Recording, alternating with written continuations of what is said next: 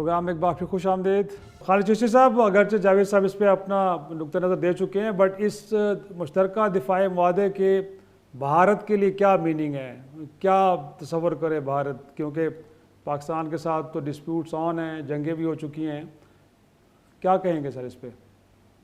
जी देखिए, बिल्कुल एक जैसे मैंने शुरू में अर्ज किया कि ये मिलिटरीली जो रिस्पांस होता है वो जरूरी नहीं होता, आपका एक रिजॉल्व होता है, एक एलिमेंट ऑफ डिटरेंस होता है। अब इंडिया को समझ आ जानी चाहिए कि हमारी जो चैलेंजेस थे, खासतौर पर फाइनेंशियल चैलेंजेस और कुछ टेक्नोलॉजी वेस्ट हम पर इम्पोज करता है, तो हमें दोनों प्लग हुए हैं, जिसका मतलब है कि सऊदी अरब कम फॉरवर्ड करेगा। हम कोई कंपनसेशन के तौर पे नहीं मैं कह रहा, क्योंकि जब मैंने पहले सवाल के जवाब में कहा कि अपनी अपनी स्ट्रेंथ लेकर आप कन्वर्ज करते हैं, तो जो स्ट्रेंथ सऊदी अरब की है वो हमें पता है, और जो तुर्की की है वो हम एम्बेसडर साहब भी और बाकी साहब भी दोनों बात कर रहे हैं। तो स्ट्रेंथ तुर्की की अपनी है, बहुत ज्यादा टेक्नोलॉजिकल एडवांस है मुल्क, और जैसे मैंने कहा कि अभी हमारी मदद भी करता है, गुस्ता सबमरीन में भी उसने की, कोवर्ट भी हमारे बाबर क्लास के उसने की, सबसे ज्यादा बढ़कर जो अनमैन्ड एरियल व्हीकल जो है, जो ड्रोन्स हैं, लॉयटरिंग मिशन है, पाक फिजाइया को उसने बहुत ज्यादा टेक्नोलॉजिकली सपोर्ट भी किया, जिसके बाद अब पाक फिजाइया इंडिजिनाइजेशन करके सेल्फ सफिशिएंट हो चुकी है। अब तो हम एक्सपोर्ट करने की पोजीशन में आ चुके हैं।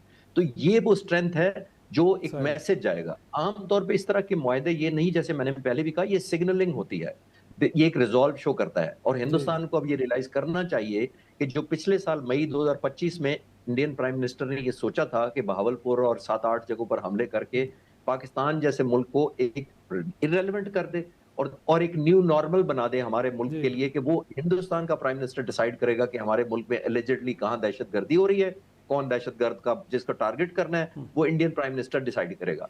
तो हमने वो वापस इनिशिएटिव ना सिर्फ ले लिया बल्कि एक प्रोहिबिटिव कॉस्ट इंपोज की हिंदुस्तान पर, और कहा कि ये न्यू नॉर्मल नहीं होने देंगे। अब ऐड करें उस रिस्पांस के अंदर, अगर पीछे सऊदी अरब और तुर्की ऐड हो जाए, तो आई एम श्योर ये डेटरेंस वैल्यू ऐड होगी, ज्यादा क्रेडिबिलिटी ऐड होगी, और जितनी डेटरेंस आपकी वेरीफाइबल और मैनिफेस्टेबल होती है, उतना ही ज्यादा यकीन होता है दूसरे को कि वो प्रोहिबिटिव कॉस्ट बहुत ज्यादा उसको देनी पड़ेगी। तो इंशाल्लाह ताला मुझे लगता है कि खित्ते के अमन के लिए ओवरऑल भी ये बहुत पायदार होगा। हम तो जंग वैसे नहीं लड़ना चाहते थे ना हिंदुस्तान से, हम तो डिटर करना चाहते थे। सर मुनासिब। बाकी लास्टली आपसे जानना चाह रहा हूँ कि इस मुआहदे की जो हम हसासियत की बात कर रहे हैं, और वेस्टर्न लैंग्वेज में जो कहा जाता है कि उस खित्ते के अंदर जो ईरानी प्रॉक्सीज़ हैं, वो हौसीज़ हों, हिज़्बुल्लाह हों या इराकी मलेशिया हों, उनको भी अंदाज़ा है कि अगर उनकी जानिब से सिचुएशन को ट्रिगर किया जाता है तो उसके नताइज क्या हो सकते हैं, और फिर ये तनाज़ा किस लेवल पे जा सकता है, और ख़ुद ईरान के लिए इसकी मुश्किलात पैदा हो सकती हैं। तो लगता है कि इनका ख्याल रखा जाएगा। ये सऊदी अरेबिया को प्रिजर्व करने के, उसको प्रोटेक्ट करने के लिए, उसके इकोनॉमिक इंटरेस्ट को, उसके मैरीटाइम इंटरेस्ट को प्रोटेक्ट करने के लिए, तो ये चीज़ ऑब्वियस है। और उसकी मैनिफेस्टेशन ना सिर्फ ट्रम्प साहब की ब्लेसिंग से है।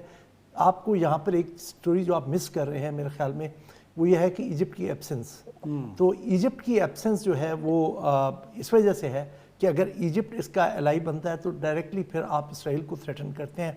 आप इजिप्ट जो है, इट इज़, मैंने आज भी ट्वीट किया था, Egypt is the Suez canal. यहाँ पे तो आप स्ट्रेट ऑफ हॉर्मुज़ की बात करते हैं तो ईरान और ओमान आ जाते हैं, तो वो टोटल कंट्रोल उसका, वो सारा कुछ जो है निज़ाम, वो इजिप्ट के पास है। तो इजिप्ट के पास वो होगा, प्लस वो जो सिनाई का जो बफर जोन है, और वो तो इसराइल अगर इस तरह फिर थ्रेटन फील करता तो इजिप्ट को बाहर रखा गया है। अगर आपने इसराइल को ही चैलेंज करना था तो Egypt would have been part of it, क्योंकि जो डिस्कशंस हो रही थी तो इजिप्ट उनका हिस्सा था, अभी इजिप्ट उसका हिस्सा नहीं है।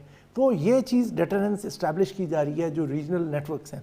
और जब आप बात करते हैं, जो इस पर पूरा पीछे डायलॉग चला है ईरान का, और वो जो इस वक्त स्टॉल्ड है एक किस्म का, उसमें भी आप देखें तो ज़्यादा जो बात हुई है वो न्यूक्लियर की हुई है या फिर स्टेट ऑफ हॉर्मुज़ की हुई है। तो जो इश्यूज़ थे दो दूसरे जो टेबल के ऊपर, मिसाइल्स का जो ईरान के जो थे उनकी रेंजेस वगैरह से मुतालिक या ग्रुप्स से मुतालिक, इनके ऊपर ईरान ने बात करने से इनकार कर दिया था। उन्होंने जैसे मिसाल के तौर पे ये कहा था कि हिज़्बुल्लाह जो है वो ईरानियन रिवोल्यूशन को भी प्रीसीड करती है, प्रीडेट करती है उससे पहले की, क्योंकि जो हिज़्बुल्लाह की अभी की शक्ल है उससे पहले वो दूसरी एक ग्रुप था, तो वो एग्जिस्ट करता था उससे पहले, जो बाद में हिज़्बुल्लाह में इवॉल्व हुआ। तो ये चीज़ ज़ाहिरी बात है उनको करने के लिए ये है। और मेरा ख्याल में वहाँ पर भी दोबारा से सोच होगी। अगर आप अरागची साहब का मैसेज देखें तो वो बड़ा गहरा मैसेज है। उन्होंने कहा है कि जी हम मसाइल मुसलमान मुल्कों को आपस में बामी इत्तेहाद से हल करने चाहिए। صحیح. تو وہ چیز اشارہ کر رہے ہیں کہ جی جو آپس کی ڈفرینسز ان کو ایڈریس کریں بجائے کہ ہم ملٹری بلاکس بنائیں اور سفرایا ایک دوسرے کے خلاف ہوں. جی ناظرین، سیف افریقی دفاعی معاہدہ پاکستان امریکہ، پاکستان ترکیہ سعودی عرب کے درمیان مہمان آپ نے سنی. آج کے پروگرام میں اتنا ہی، اجازت دیجیے. خدا حافظ.